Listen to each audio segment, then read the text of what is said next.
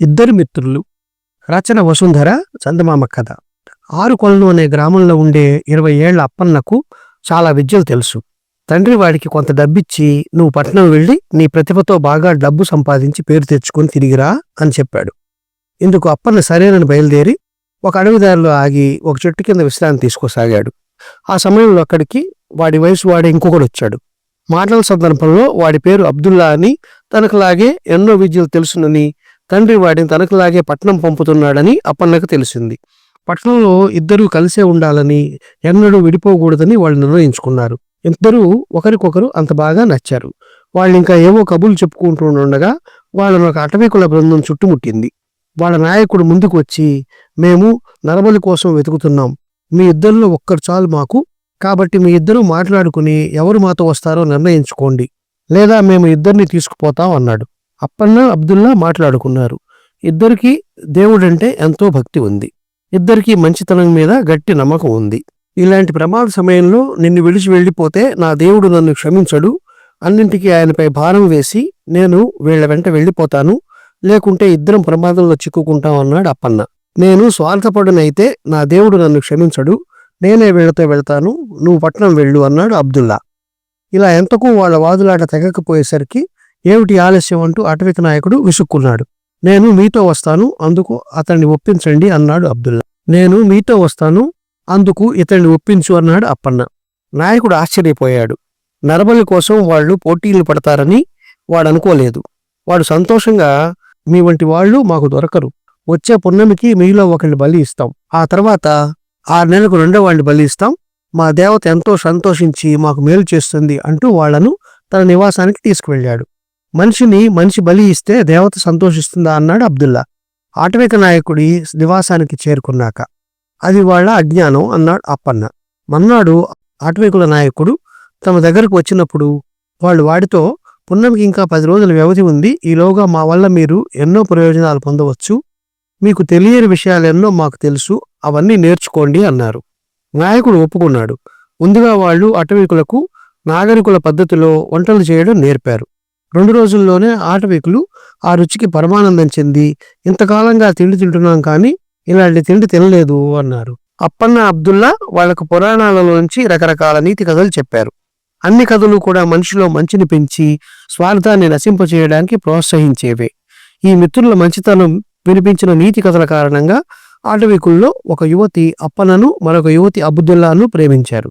వాళ్ళు రహస్యంగా వాళ్ళని కలుసుకుని, నిన్ను నేను రహస్య మార్గంలో ఇక్కడి నుంచి తప్పిస్తాను, నువ్వు నన్ను పెళ్లి చేసుకోవాలి అని ఇద్దరు విడివిడిగా వాళ్ళిద్దరికీ చెప్పారు. మిత్రుని వదిలి ఒక్కడూ పారిపోవడానికి అప్పన్న అబ్దుల్లా కూడా నిరాకరించారు.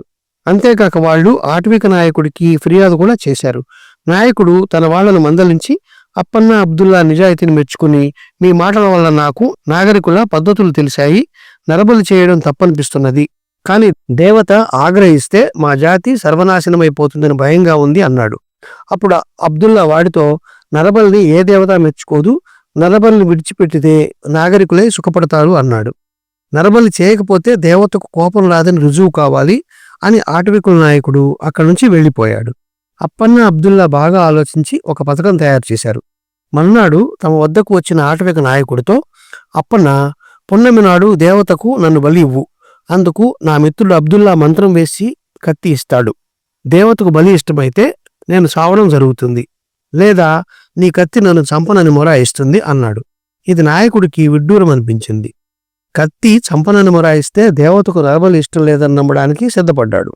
ఈలోగా అబ్దుల్లా నాయకుడిని అడిగి ఒక కత్తి తీసుకుని మంత్రాల పేరుతో దానికి తన వద్దనున్న అయస్కాంతాన్ని పామి చివరకు దాన్ని అయస్కాంతంగా మార్చాడు. అదేవిధంగా ఒక ఇనుప తీగను కూడా అయస్కాంతంతో పామి అయస్కాంతంగా మార్చి అప్పన్న మెడలో కట్టాడు. ముందుగా చాలాసార్లు ప్రయోగాలు చేసి చూసి బలి ఖడ్గం అప్పన్న మెడ దగ్గరకు రాగానే వికర్షణకు లోనే వెనక్కు నెట్టబడుతున్నదని ధ్రువపరుచుకున్నాడు. అయస్కాంతానికి ఉత్తర దక్షిణ ధ్రువాలుంటాయి. సజాతి ధ్రువాలు వికర్షించుకుంటాయి, భిన్న ధ్రువాలు ఆకర్షణకు లోనవుతాయి. ఈ సూత్రాన్ని ఉపయోగించుకొని అబ్దుల్లా బలి ఖడ్గాన్ని అప్పన్న మెడలో తీగను తయారు చేశాడు. పున్నమి రానే వచ్చింది. అప్పన్న బలికి సిద్ధమయ్యాడు. అంతా మిత్రులు అనుకున్నట్టే జరిగింది. ఆటవిక నాయకుడు బలివ్వడానికి కత్తిని ఎత్తి అప్పన్న మెడదాకా తెచ్చేసరికి దాన్నెవరో వెనక్కు తోసేస్తున్నట్లు అనిపించింది. ఇలా 2-3 సార్లు జరిగాక నాయకుడు కత్తిని అవతల పారేసి అప్పన్నను బలిపీఠం మధ్య నుంచి లేపి మిత్రులిద్దరి కాళ్ళ మీద పడి, మీరు నిజంగా మహా గొప్పవారు, దేవత అభిప్రాయం మాకు తెలిసేలా చేశారు. కానీ మేము నాగరికుల మధ్యకు వచ్చి బ్రతకాలంటే మా దగ్గర డబ్బు లేదు. మీరు మాకు ఒక ఉపకారం చేయాలి. ఇక్కడికి దగ్గరలో ఒక కొండ గుహ ఉన్నది. అందులో కొండ రాక్షసుడు ఉంటున్నారంటారు. వాళ్ళని మేమెప్పుడు చూడలేదు. కానీ గుహలోకి వెళ్ళిన వాళ్ళెవరూ తిరిగి రాలేదు. ఆ కొండ రాక్షసుడి దగ్గర బోలెడు డబ్బు ఉందిట. అది తెచ్చి మాకివ్వండి అని కోరాడు. ఇందుకు మిత్రులిద్దరూ సమ్మతించారు. అయితే కొండ గుహలోకి వెళ్ళడానికి నేనంటే నేనని పోటీపడి చివరకు ఇద్దరూ కలిసి వెళ్ళడానికి నిశ్చయించుకున్నారు. ఆటవిక నాయకుడు వాళ్లను కొండ గుహ వద్దకు తీసుకువెళ్ళాడు. లోపలికి తొంగి చూస్తే చిమ్మ చీకటిగా ఉన్నది. మిత్రులిద్దరూ ధైర్యంగా లోపలికి ప్రవేశించారు. తడుముకుంటూ కొంత ముందుకు వెళ్ళాక వాళ్ల కళ్ల ముందు జిగేల్మనే వెలుగు కనిపించి మరుక్షణం ఒక అందమైన యువతి కంటపడింది. ఆమె అప్పన్నతో, నీ అంత అందగాడిని నేనెక్కడా చూడలేదు.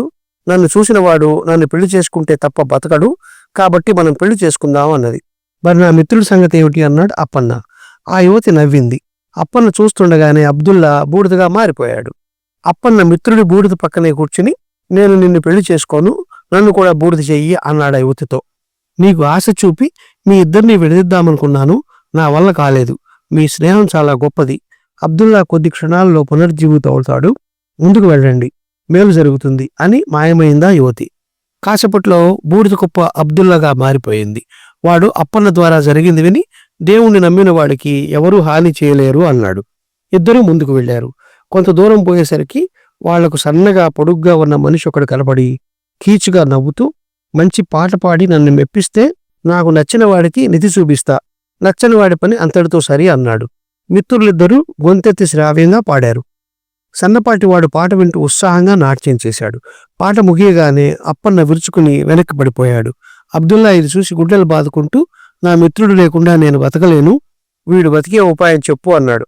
సన్నపాటివాడు జవాబు చెప్పకుండా అబ్దుల్లా భుజం పట్టుకుని ముందుకు తీసుకుపోయాడు.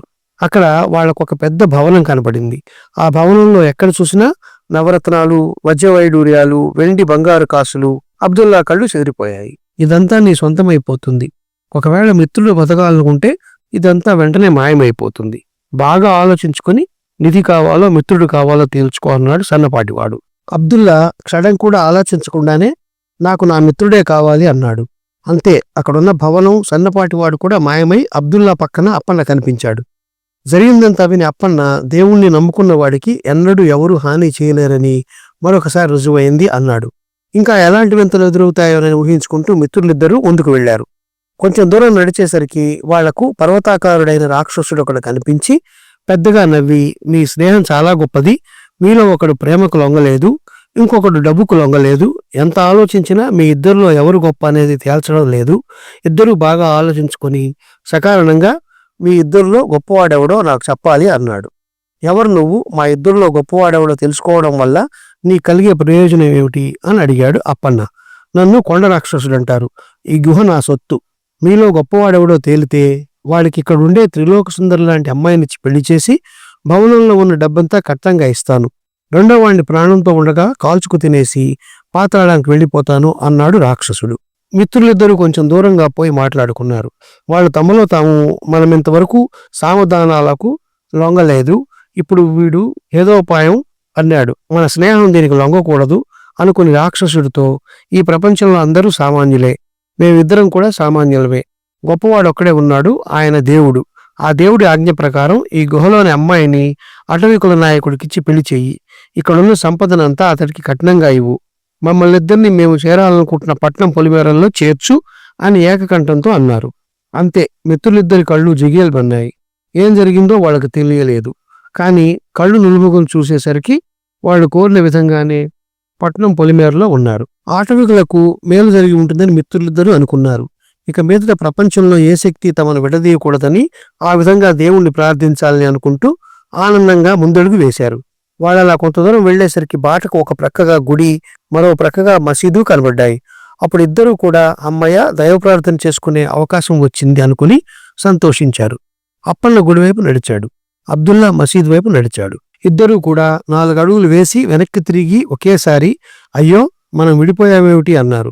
అయ్యో వీళ్ళెంతో మంచివాళ్లు, వీళ్లలో స్వార్థం ఏ కోసానా లేదు, వీళ్ళ స్నేహం ఎన్నో అగ్ని పరీక్షలకు తట్టుకొని నిలబడింది. తమ స్నేహం మరింత బలపడాలని నన్ను ప్రార్థించాలనుకున్నారు. కానీ ఇప్పుడు నా పేరు చెప్పి వీళ్ళిద్దరూ విడిపోయారు అని దేవుడు ఆ ఇద్దరిని చూసి బాధపడ్డాడు. ఈ కథ నచ్చినట్లయితే షేర్, లైక్, సబ్స్క్రైబ్ చేసి పక్కనున్న గంట ఐకాన్ని కొట్టండి.